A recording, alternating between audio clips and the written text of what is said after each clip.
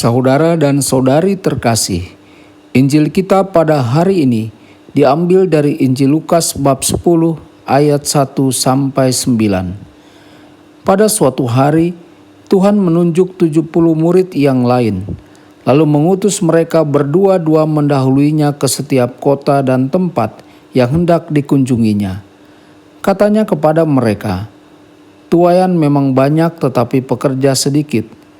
Karena itu mintalah kepada Tuhan yang empunya tuaian, supaya ia mengirimkan pekerja-pekerja untuk tuaian itu. Pergilah, sesungguhnya aku mengutus kamu seperti anak domba ke tengah-tengah serigala.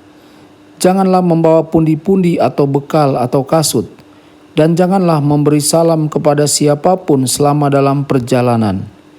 Kalau kamu memasuki suatu rumah, katakanlah lebih dahulu, 'Damai sejahtera bagi rumah ini.'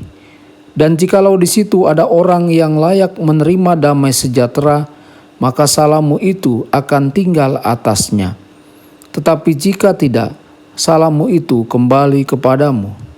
Tinggallah dalam rumah itu, makan dan minumlah apa yang diberikan orang kepadamu, sebab seorang pekerja patut mendapat upahnya. Janganlah berpindah-pindah rumah. Dan jikalau kamu masuk ke dalam sebuah kota dan kamu diterima di situ, makanlah apa yang dihidangkan kepadamu, dan sembuhkanlah orang-orang sakit yang ada di situ, dan katakanlah kepada mereka, kerajaan Allah sudah dekat padamu." Demikianlah sabda Tuhan.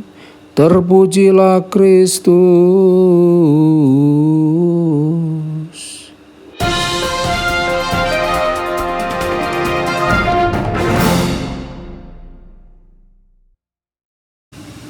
Saudara dan saudari terkasih dimanapun Anda berada, jumpa lagi dengan saya Romo Tedens dalam saluran kabar sukacita.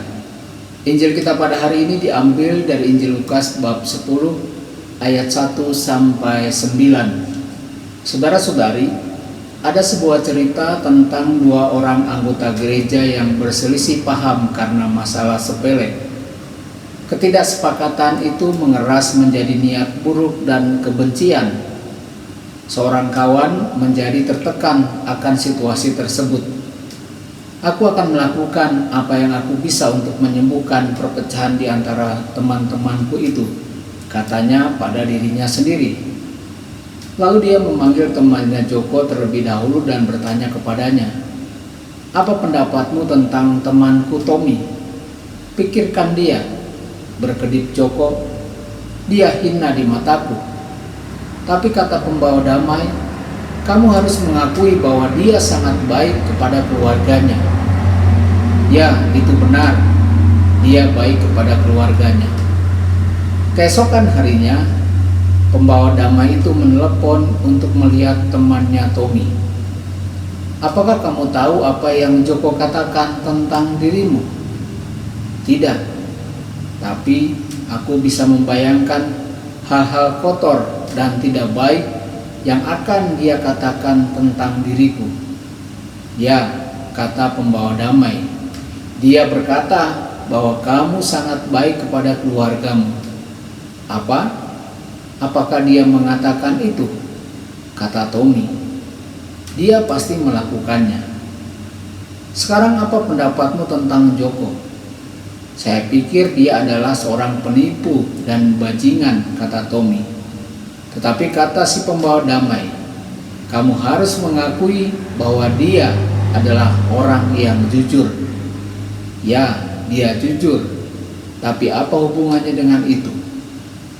Keesokan harinya, pembawa damai itu memanggil Tommy dan berkata, "Tahukah kamu bahwa Joko mengatakan bahwa kamu adalah orang yang sangat jujur?" "Kamu tidak bermaksud begitu," kata Tommy. "Aku sungguh-sungguh. Aku mendengar dia mengatakannya dengan telingaku sendiri." Saudara dan saudari terkasih, pada minggu berikutnya Joko dan Tommy bertemu di gereja. Kali ini lebih ramah dan gembira satu sama lain. Salah satu tema Injil hari ini adalah tentang damai. Dalam mengutus ke-72 muridnya, Yesus memberikan instruksi sebagai berikut. Kalau kamu memasuki suatu rumah, katakanlah lebih dahulu, damai sejahtera bagi rumah ini. Saudara-saudari, seperti dalam cerita di atas, jika kita ingin menjadi pembawa damai, kita harus melihat apa yang baik pada orang-orang yang berselisih, daripada melaporkan kepada kedua belah pihak apa yang akan memperburuk hubungan yang sudah tegang. Perdamaian bukan hanya tidak adanya konflik atau ketegangan. Jika itu ada di dalam pikiran Anda, maka pergilah ke kuburan. Perdamaian juga merupakan kehadiran keadilan dan penghormatan terhadap hak-hak sesama. Misalnya, tidak ada kedamaian di antara pasangan yang sudah menikah jika salah satu pasangan terus-menerus memperlakukan atau mempermalukan orang lain atau pasangannya. Demikian pula, tidak akan ada kedamaian di rumah jika anak-anak mengabaikan nasihat orang tuanya. Pembawa damai tidak menutup matanya terhadap kenyataan pahit dari pertengkaran dan konflik dan berkata, itu bukan urusanku. Bila memungkinkan, dia harus seperti yang dikatakan dalam kitab suci, domba di antara serigala dan pembawa damai. Yesus menyatakan berkat-Nya atas pembawa damai ketika dia berkata dalam khotbah di bukit, berbahagia orang yang membawa damai, mereka akan disebut anak-anak Allah. Saudara-saudari, apakah Anda orang yang membawa damai? Atau apakah Anda mempromosikan kebencian dan perpecahan dengan mengadu domba satu sama lain? Apakah Anda menambahkan bahan bakar kehubungan yang tegang dengan intrik dan melaporkan kepada orang yang bersangkutan hal-hal yang diceritakan secara rahasia?